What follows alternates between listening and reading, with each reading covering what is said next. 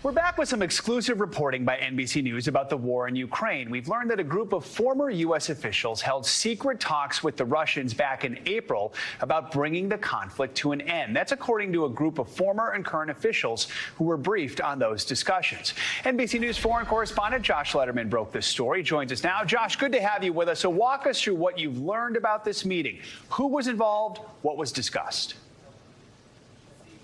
Well, Joe, in addition to Russia's top diplomat, Sergei Lavrov, this meeting included several former U.S. officials with deep experience from their time at the State Department, the White House, and the Pentagon, dealing not only with Russia and the former Soviet Union, but also with European issues. It also included Richard Haass, who's the outgoing president of the Council on Foreign Relations, a very prominent face of American foreign policy expertise. And we're told that on the agenda for this meeting was really finding potential off-ramps to the war in Ukraine, discussing what the reactions might be in Moscow and Washington to potential ways to move the war into ultimately peace talks that could bring an end to the hostilities. And we're told that this is one high-level example of this type of back-channel diplomacy that has been going on for some time now, involving former U.S. officials and Russians perceived to be close to the Kremlin, trying to really feel out potential solutions and engage in the kinds of conversations that are hard for the governments right now to have directly. Yes, I mean, what's key here is these are private citizens, not in government. It's also known as track 2 diplomacy. Right. How common is this type of negotiation? Why was it preferred in this case?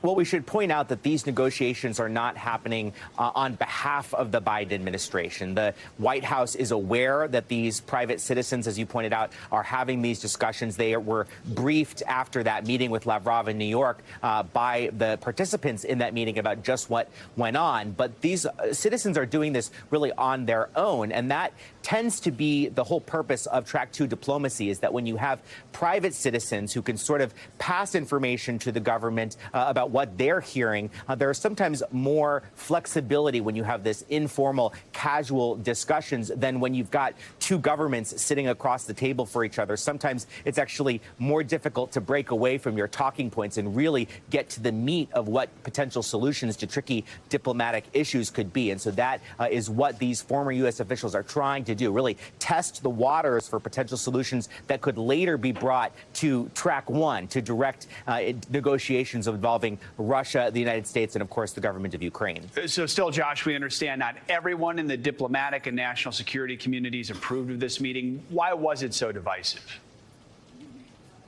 Well, the concern here, Joe, is that this could undercut the Biden administration's longstanding mantra of nothing about Ukraine without Ukraine, right? A lot of former officials and foreign policy experts have raised concerns about whether this at least creates the appearance of the U.S. or its intermediaries and Russia in the back room cutting deals that Ukraine is not directly involved in. In fact, Ukrainian officials have responded to our reporting saying that they, too, have that concern, that they don't want to see anybody discussing Ukraine at a table where they do not have a seat. And so the concern is whether that could potentially undermine Ukraine's ultimate leverage in peace talks as the U.S. and its allies are really starting to show that they are eager for this war to move into a different phase where we're actually talking about peace negotiations by the end of the year, Joe. All right, great reporting. Josh, thanks so much for joining us. Appreciate it.